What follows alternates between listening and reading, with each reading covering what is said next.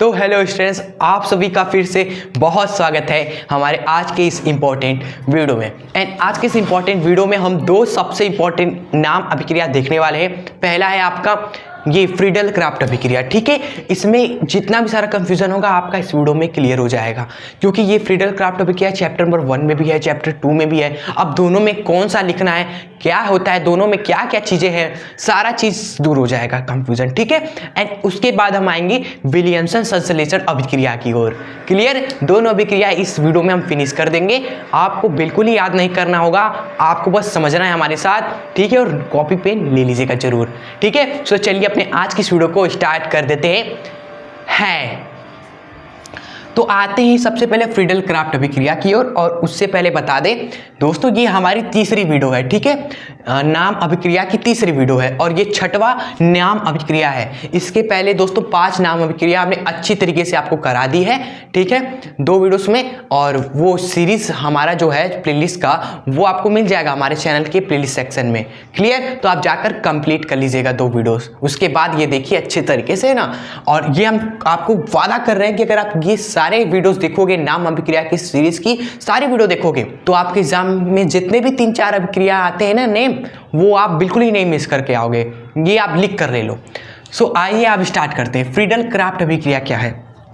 So students, Friedel craft अभिक्रिया अच्छे से बस देखिए, आपको ये बिल्कुल ही नहीं याद करना होगा। अभिक्रिया आप समझिए कि क्या होता है, क्या रिजेंट होता है, ये समझने की कोशिश करिएगा।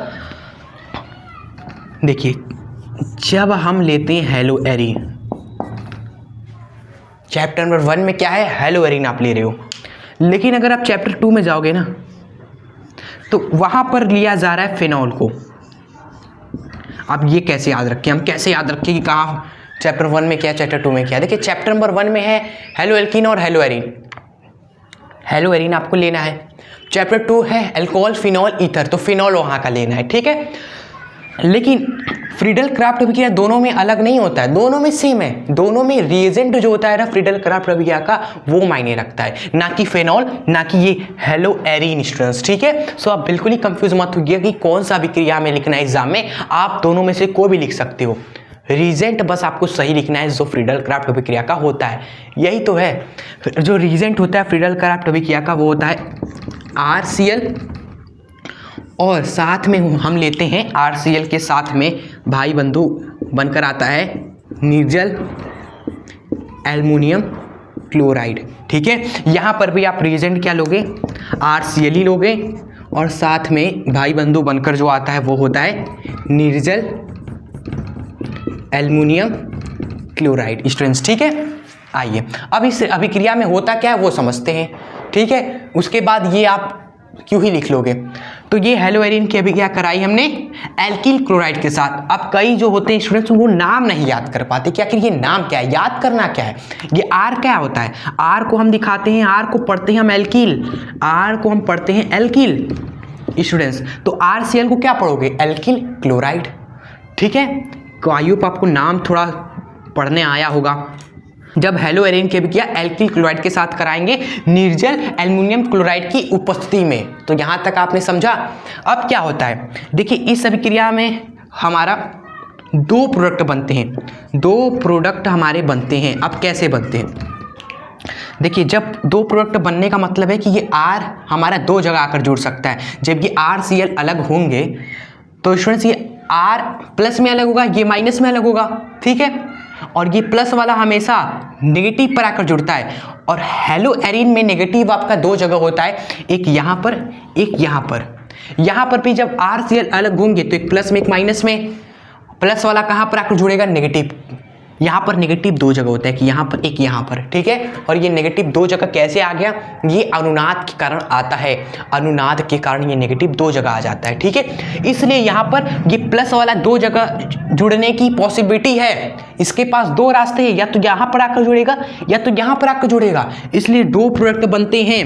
तो आई होप आपको ये क्यों बनते हैं वो डाउट क्लियर हुआ होगा। कई लोग तो बस ये प्रोडक्ट बना देते हैं दोनों, आपको कारण पता होना चाहिए।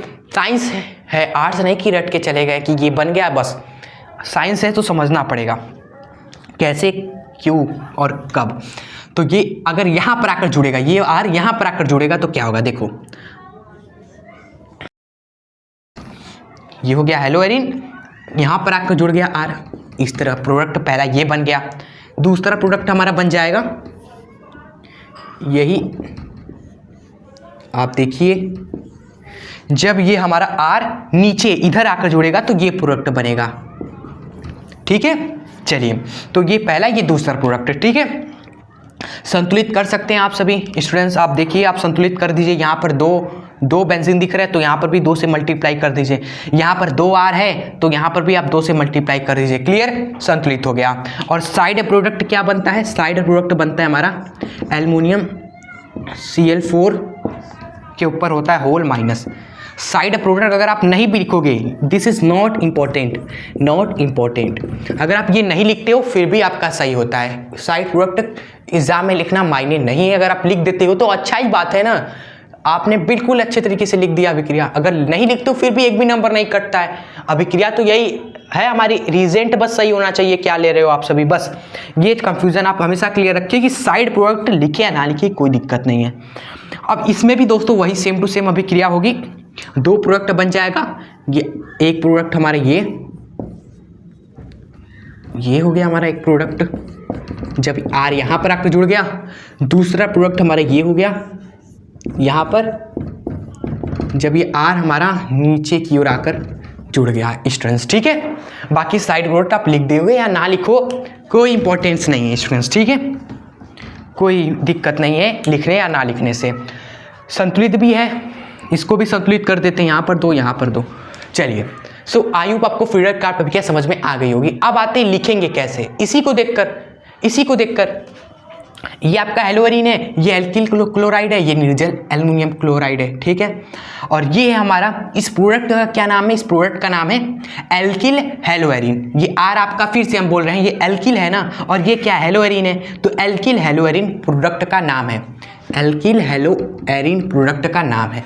सो आप कैसे लिखोगे नाम अभिक्रिया, इसको लिखोगे कैसे? आप लिखेंगे कि जब, लिखना सीख लीजिए यहाँ पर, कि जब हमने लिया हेलोअरीन, उसकी अभिक्रिया कराई हमने एल्किल क्लोराइड के साथ निर्जल एल्युमिनियम क्लोराइड की उपस्थिति में। ये हमारे चाचा बैठकर देख रहे थे, इनकी उपस्थिति यहाँ पर जरूरी थी, आ गए।